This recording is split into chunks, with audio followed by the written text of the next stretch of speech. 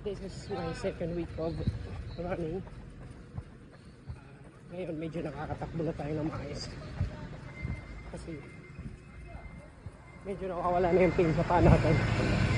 Yung mga unang araw kasi na tumatakbo tayo, medyo masakit talaga. Kasi siguro dahil sa improper way of running, hindi natin alam yung tamang form, hindi natin alam yung tamang pagtakbo. Pero ngayon medyo knowledgeable na tayo sa pagtakbo kung paano yung tamang form. Kaya nawawala na rin yung pain. Kasi ito mga nakaraang araw talagang lakad lang tayo kasi masakit sa paa. So ngayon medyo okay na tayo, nakakatakbo na tayo na maayos. Medyo wag lang natin masyadong puwersahin. Importante pinagpapawisan tayo, importante na exercise tayo. Yun lang naman lagi mahalaga.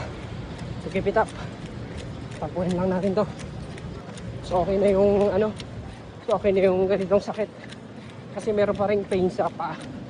Pero mas okay na yung ganitong sakit kesa magkasakit ka talaga na ma-hospital ka pa.